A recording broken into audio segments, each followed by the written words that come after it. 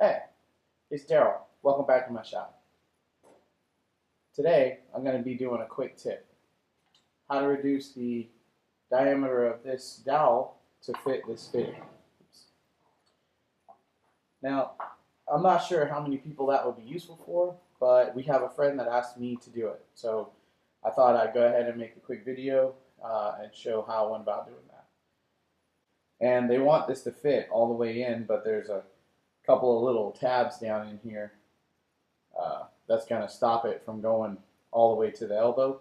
So I'm going to take my combination square here and loosen up the nut, extend the bar out a little bit extra, and I'm just going to place that bar against that stop and just slide the shoulder of the square down to the edge of the fitting, and that's going to give me the approximate depth, which is about 2 inches. Knowing that I'm going to need to end up with a 2-inch long tenon, I'm just going to go ahead and take my square with the correct measurement, and I'm going to line that up on the outside of the blade because we need to include the thickness of the blade in the cut here.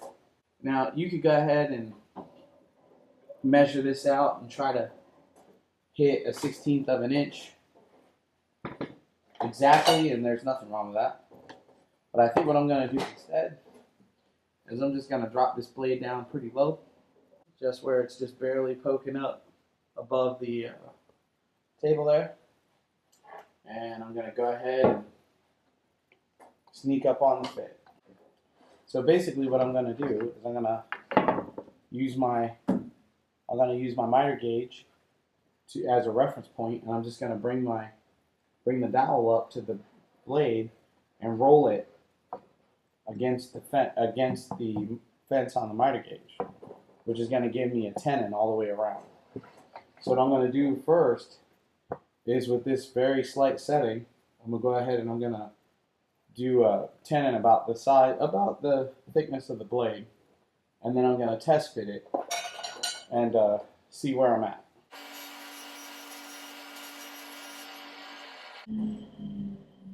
Okay.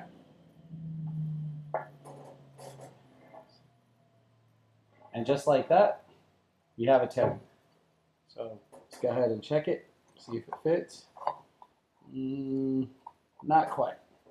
So we'll go ahead and raise the blade just a little bit. Remember, in operations like this, when you raise the blade, because you're going to be cutting from, well, this is a round object, so I wouldn't exactly call it sides, but in this case, you're going to be cutting from both edges on this circle. So every adjustment you make is double. So you want to make sure that when you make adjustments, you make very small adjustments.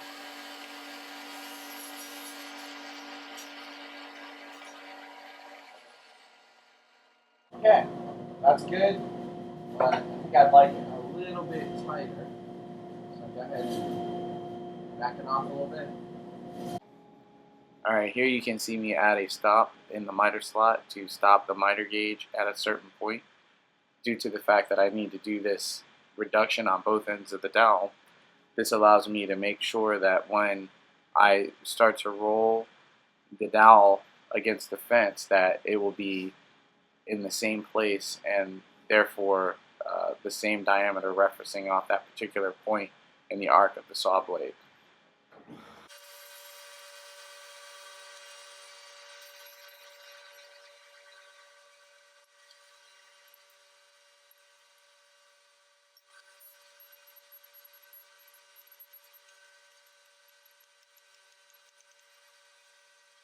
That action gives you a pretty good start to the tenon there. You can see fits pretty tightly. I think I'll go ahead and sand those ridges down versus raising the blade again to help ensure that I get a tight enough fit. So there's today's tip. Not sure that it would relate to everybody, but just in case somebody was wondering how to do that, now you know. All right, take it easy out there. Have fun in your shops and be safe.